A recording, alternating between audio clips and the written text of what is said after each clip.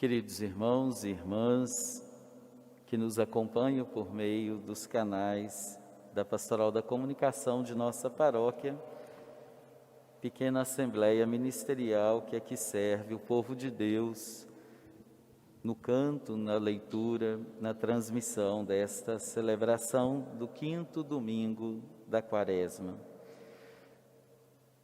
Na medida em que vamos nos aproximando da Semana Santa, percebemos que o tom da palavra de Deus, das leituras, ele vai revelando o ponto agudo de sofrimento de Jesus, a sua angústia de morte, e ao mesmo tempo a sua confiança em Deus.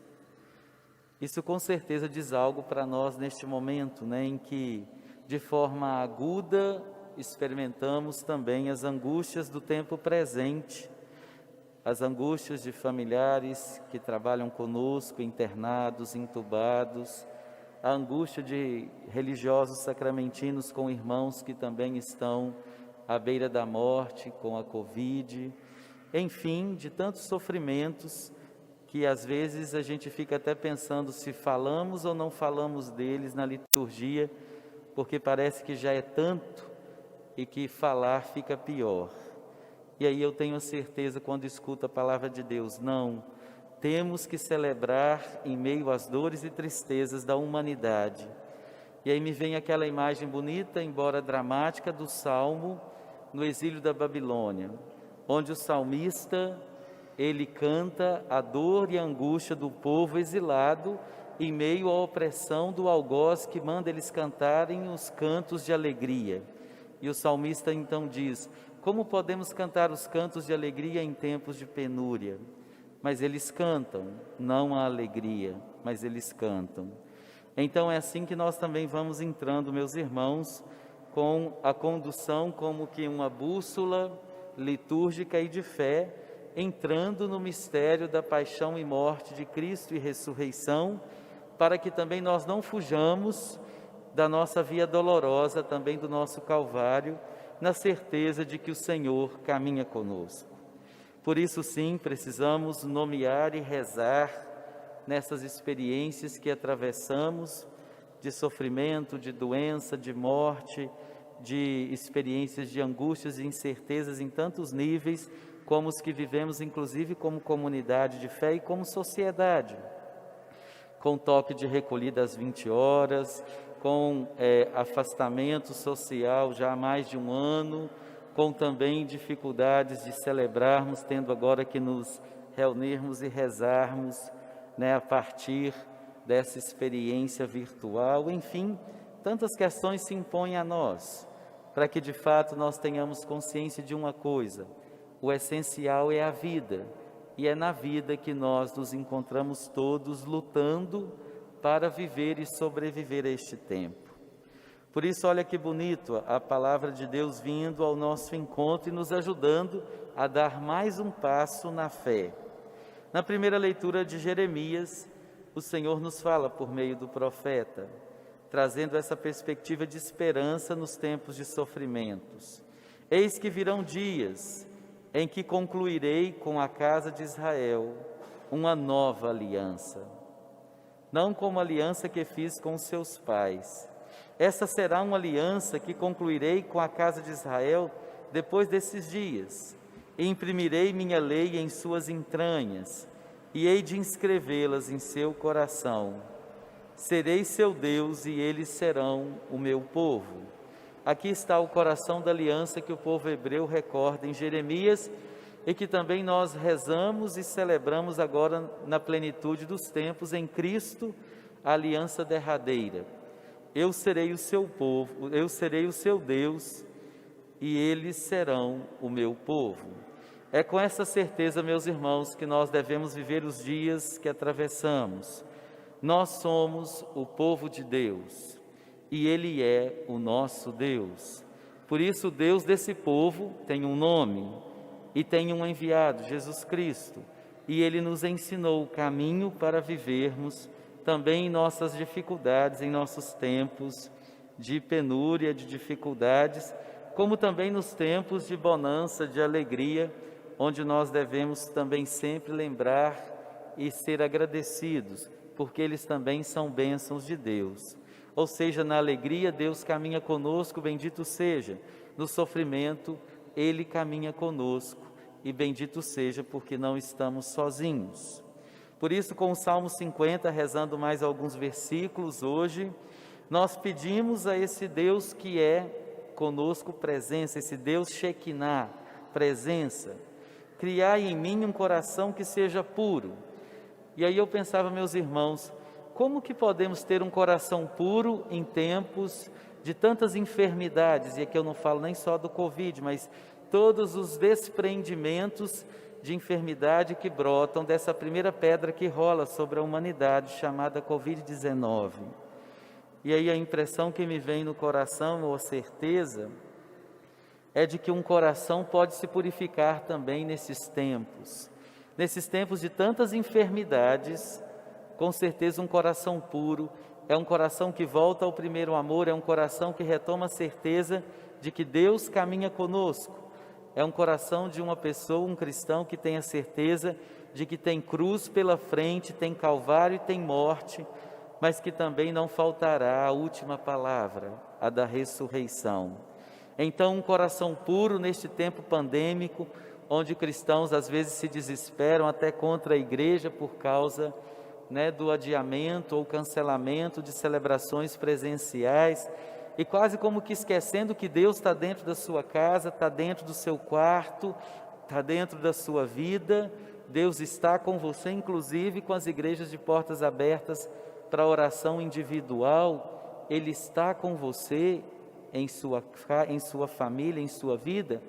É que nós devemos nos purificar de qualquer outro tipo de leitura que não é cristã, como por exemplo se sentir abandonado por Deus e pela igreja, como por exemplo se sentir sem possibilidade de estar em comunhão com Deus. Não, meus irmãos, um coração purificado neste tempo é um coração que coloca no centro Deus. E eu tenho que dizer que Deus não está preso a uma igreja física, a um templo físico, graças a Deus. Ele está sim preso, atrelado em cada coração que sofre, em cada irmão que reza, em cada pessoa que padece, em cada profissional da saúde que está doando a vida e às vezes até arriscando o seu próprio corpo e a sua própria existência.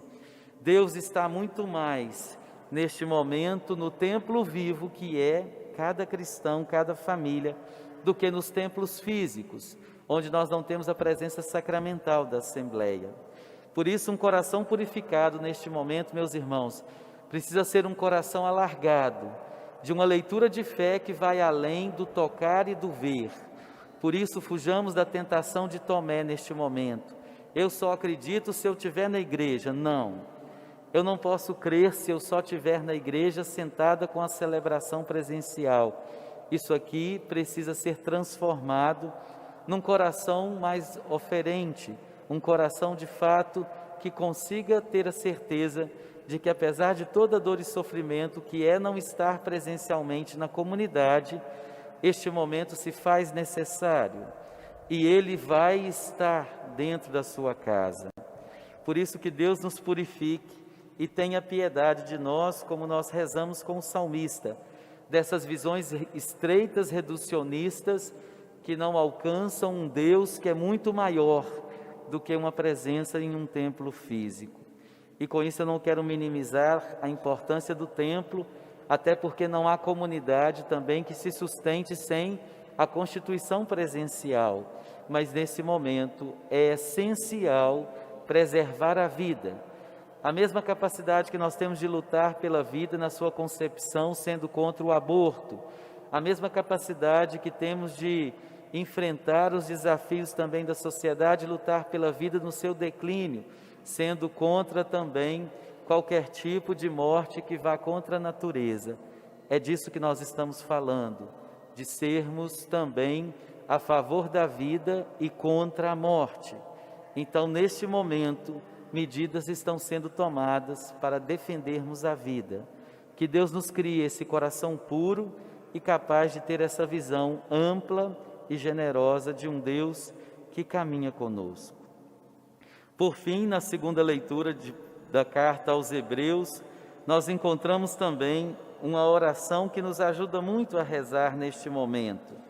Nos dias de sua vida terrestre, dirigindo preces e súplicas com clamor e lágrimas àquele que era capaz de salvá-lo da morte. Foi assim então que a comunidade aos Hebreus nos ensina também a dirigirmos nesses dias escuros, obscuros, nesses dias de tantos desafios, também entre clamores de súplicas e lágrimas, a nossa oração àquele que pode nos livrar da morte. E Ele então, o nosso Deus, o Senhor da vida, há de nos fortalecer nesta oração que a comunidade dos Hebreus nos ajuda a rezar também, entre as nossas lágrimas, angústias e até o silêncio da palavra, pois muitas vezes a nossa oração não encontra palavras para ser traduzida, ainda assim como que numa melodia sem letra, num canto sem palavra, ainda que a nossa oração não alcance, Deus escuta o inaudível daquilo que não conseguimos expressar diante do nosso desejo de comunhão. Por isso é muito importante, meus irmãos, aprendermos até a rezar de forma diferente neste tempo, onde pode faltar a palavra, mas não nos falte a comunhão com o Senhor pela via da oração. No Evangelho que nós contemplamos também, onde Jesus, em São João, nos apresenta, diante da sua angústia de morte, o tempo está se aproximando da sua condenação e morte, ele revela também um caminho de aprendizado a nós. Muitas vezes nós queremos fugir da nossa cruz, do nosso sacrifício necessário por causa da vida e da fé, e é exatamente aqui que Jesus nos ajuda a rezar as nossas fraquezas. Sinto-me angustiado, e o que direi? Pai, livra-me desta hora. Foi para isso que eu vim. E assim Jesus vai nos ajudando a rezar também na precariedade de nossa existência, de nossa fé e de nossas dúvidas e medos. Também essa experiência, tudo isso deve ser abarcado em nossa oração. Eu costumo dizer, até quando eu duvido de Deus, eu prefiro insistir na procura, na certeza de que novamente as coisas voltarão ao seu lugar.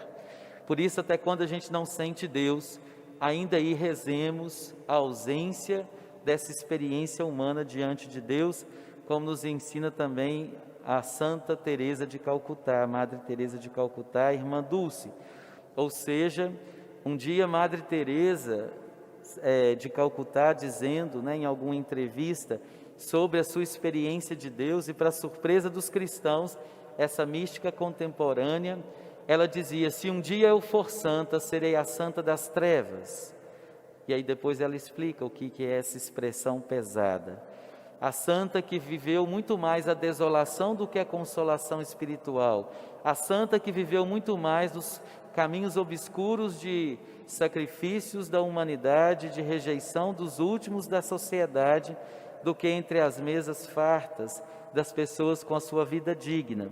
Então, se um dia for santa, serei a santa da escuridão, das trevas, quer dizer, a santa daquela que viveu muito mais distante da dignidade humana, por estar com os indignos ou os ditos indignos da sociedade, com os últimos, com os miseráveis, os enfermos, aqueles que viviam em Calcutá, pelas ruas abandonados, excluídos, mas também diante da dimensão do seu isolamento, ou seja, irmã Teresa de Calcutá, ou Santa Teresa de Calcutá, vivia muito mais experiências de angústia e sofrimento do que de consolação e de alegria. E ela nos ensina exatamente no seu caminho essa experiência tão cristã que nasce aqui mesmo do Cristo, a também nomear os nossos tempos. Por isso, meus irmãos, no instante de silêncio, que cada um também tente nomear dentro do possível o seu tempo presente, e que nessa nomeação não falte a busca da fé, não falte a busca da esperança e a busca da caridade, ou seja, a fé que nos sustenta de pé e nos faz caminhar para além deste tempo presente, a esperança como aquilo que nos faz acreditar que chegaremos sim a essa terra sem males, a esse futuro próximo, sem pandemia, com muito mais felicidade, alegria, aglomerações legítimas da fé e da cultura e da família. Portanto, esperança de que nós venceremos. E caridade como os braços operantes da fé e da esperança para levar o máximo de pessoas conosco para essa terra sem males. O máximo de pessoas vivas, o máximo de pessoas curadas, o máximo de pessoas que possam se alimentar com dignidade, o máximo de pessoas trabalhando, o máximo de pessoas celebrando e vivendo a fé, ainda que com os limites que todo esse tempo impõe a nós. Por isso que não nos falte, repito, a fé, a esperança e a caridade, traduzidas em realidades concretas de nossa vida no cotidiano. Louvado seja nosso Senhor Jesus Cristo. Para sempre seja louvado.